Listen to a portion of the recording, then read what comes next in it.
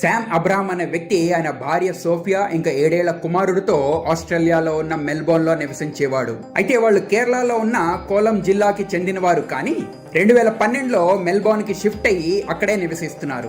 October 2015లో Sam తన కుటుంబంతో సహా తన స్వగ్రామం అయిన కోలంకి వచ్చాడు. శామ్ కేరళలో ఉన్నప్పుడు అతను తన తల్లిదండ్రులకి ఇంకా కొంతమంది బంధువులకి అతను నెక్స్ట్ టైం తన స్వగ్రామానికి ఒక కాఫిన్ అంటే శవపేటికలో వస్తానని చెప్పాడు. శామ్ తన భార్య ఇంకా కొడుకుతో అక్టోబర్ 10వ తారీఖున ఆస్ట్రేలియా వెనక్కి వెళ్ళిపోయాడు. కానీ ఆశ్చర్యంగా 3 రోజుల తర్వాత అంటే అక్టోబర్ 13వ తారీఖున శామ్ హార్ట్ అటాక్ తో చనిపోయాడు. శామ్ భార్య సోఫియా ఈ విషయం శామ్ తండ్రికి అక్టోబర్ 14వ తారీఖు పొద్దున్నే ఫోన్ చేసి చెప్పింది. అక్టోబర్ 18వ తారీఖుని శామ్ చెప్పినట్టే కాఫిన్ లో తన తల్లిదండ్రుల ఇంటికి తిరిగి వచ్చాడు. ఎంతో ఆరోగ్యంగా ఉండే శామ్ కి తన చనిపోతున్నాడని ముందే తెలుసా? తల్లిదండ్రులు ఇంకా బంధుమిత్రుల్ని ఆఖరి చూపుల కొరకే శామ్ తన స్వగ్రామానికి వచ్చాడా? శామ్ నిజంగా హార్ట్ అటాక్ తోనే చనిపోయాడా?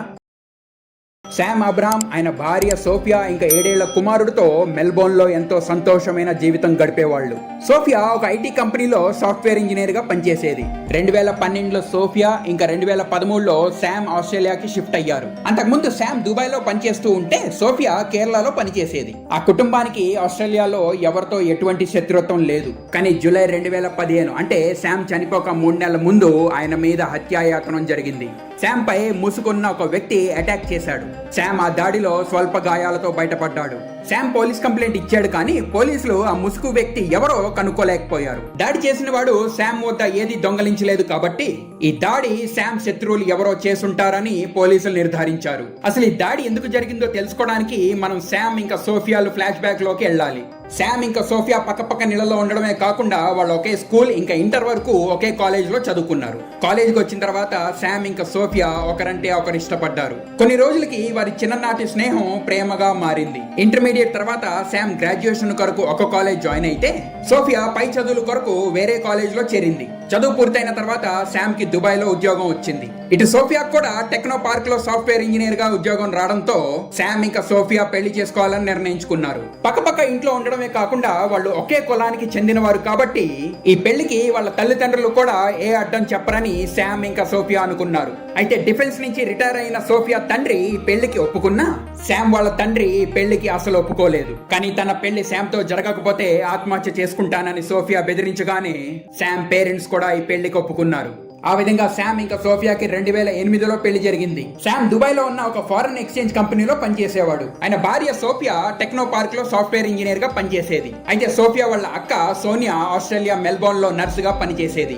ఆస్ట్రేలియా మెల్బోర్న్ లో ఉద్యోగం ట్రై చేయడానికి సోఫియా తన అక్క సోనియా వద్దకు వెళ్ళింది. కొన్ని రోజులకి సోఫియాకి మెల్బోర్న్ లో జాబ్ దొరికింది. ఆ విధంగా 2012లో తన కుమారుడితో సోఫియా మెల్బోర్న్ కి షిఫ్ట్ అయ్యింది. 2013లో శామ్ కూడా Lulu foreign exchange Australia Melbourne branch కి ట్రాన్స్ఫర్ చేసుకున్నాడు. జూన్ 2015 వరకు శామ్ కుటుంబం ఏ లోటు లేకుండా చాలా సంతోషంగా ఉండేది. జూన్ 2015లో శామ్ ఇంకా సోఫియా మధ్యలో గొడవలు మొదలయ్యాయి. అయితే గొడవలకి దారి తీసిన కారణాలేంటో ముందు ఈ వీడియోలో నేను మీకు చెప్తాను, కాబట్టి ఈ వీడియోని స్కిప్ చేయకుండా చివరి వరకు చూడాలని నా మనవి. జూలైలో శామ్ పై దాడి జరిగిన తర్వాత మెల్బోర్న్ పోలీసులు అది వ్యక్తిగత దాడిని చెప్పగానే తనను ఎవరో చంపడానికి ట్రై చేస్తున్నారని శామ్ కి అర్థం అయిపోయింది.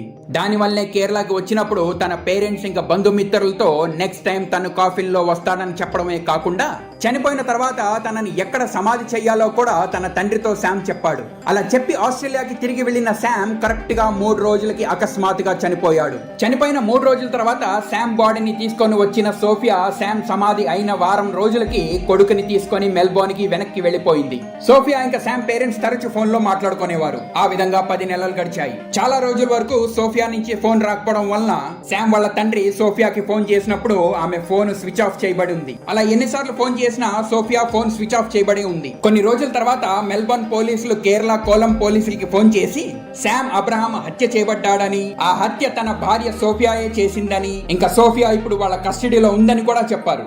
దాంతో పాటు మీడియాలో వచ్చిన కథనాలు బట్టి శామ్ పేరెంట్స్ ఇంకా ఆయన బంధుమిత్రులు ఈ విషయం తెలుసుకొని తీవ్రమైన షాక్ కి గురయ్యారు. ఏ హెల్త్ ఇష్యూ లేని ఇంకా ఎంతో ఆరోగ్యంగా ఉన్న శామ్ అకస్మాత్తుగా చనిపోయిన రోజే మెల్బోర్న్ పోలీసులకి సోఫియా మీద డౌట్ వచ్చి వాళ్ళ రహస్య దర్యాప్తు మొదలు పెట్టారు.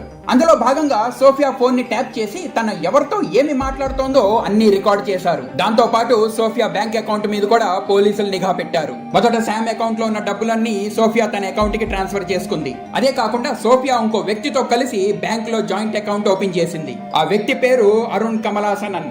Arun Sophia college friend. Arun ఎవరో తెలుసుకోవడానికి మనం సోఫియా పెళ్లికి ముందు ఫ్లాష్ బ్యాక్ లోకి వెళ్ళాలి. ఇంటర్మీడియట్ వరకు ఒకే కాలేజ్ లో చదువుకున్న శామ్ ఇంకా సోఫియా ఇంటర్మీడియట్ తర్వాత వాళ్ళిద్దరూ పై చదువులకి వేరే వేరే కాలేజీలు జాయిన్ అయ్యారు. సోఫియా జాయిన్ అయిన అదే కాలేజ్ లో అరుణ్ కూడా చదువుకునేవాడు. అరుణ్ తో సోఫియాకి పరిచయం ఏర్పడింది. సోఫియా అరుణ్ మధ్యలో పరిచయాలు పెరిగి మంచి ఫ్రెండ్స్ గా మారారు. అరుణ్ ఇంకా సోఫియా ఒకరంటే ఒకరు బాగా ఇష్టపడేవారు. చూస్తూ చూస్తూ వాళ్ళ స్నేహం మొదట ఇష్టంగా తర్వాత గాఢమైన ప్రేమగా మారింది. సోఫియా కాలేజ్ లో అరుణ్ తో ఇంకా కాలేజ్ బయట శామ్ తో ప్రేమాయణం నడిపేది. చదువు పూర్తయిన తర్వాత శామ్ కి దుబాయ్ లో ఉద్యోగం వచ్చింది, కానీ అరుణ్ ఇంకా నిరుద్యోగిగానే ఉన్నాడు. అదే కాకుండా అరుణ్ చాలా పేద కుటుంబానికి చెందినవాడు. అందుకే అప్పటికే బాగా సెటిల్ అయిన శామ్ నే తన పెళ్లి చేసుకోవాలని సోఫియా నిర్ణయించుకుంది. అరుణ్ సంగతి తెలియని శామ్ సోఫియా తన ఒక్కడికే సొంతమని భావించి తనను పెళ్లి చేసుకోవడానికి నిర్ణయించుకున్నాడు.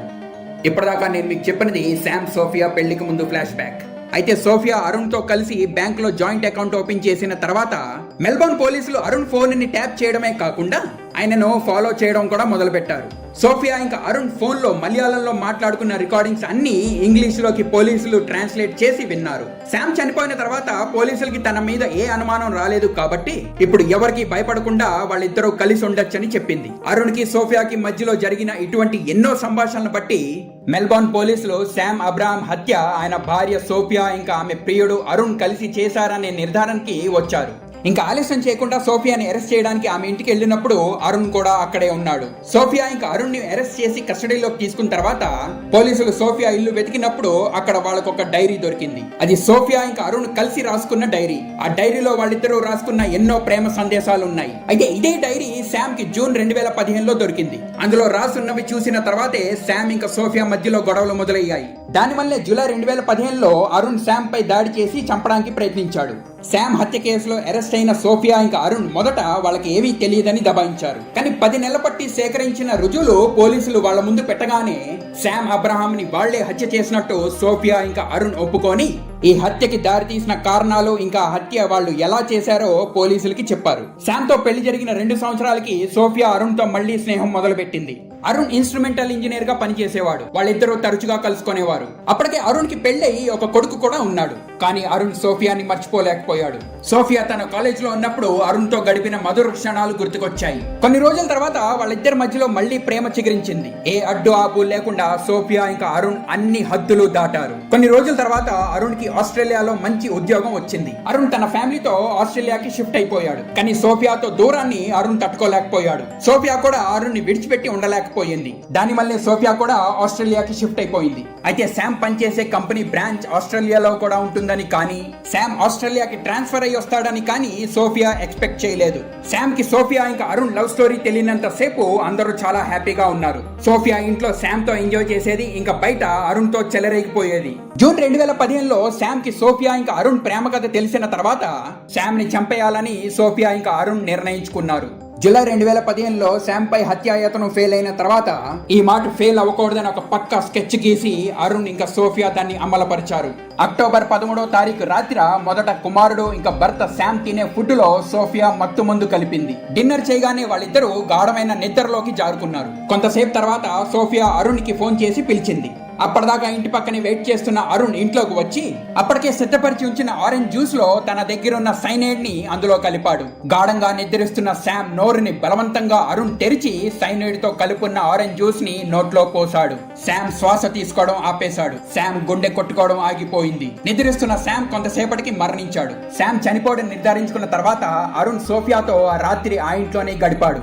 తెల్లవారుజామున ఇంకా చీకటిగానే ఉన్నప్పుడు అరుణ్ ఆ ఇంటిని వదిలి వెళ్లిపోయాడు.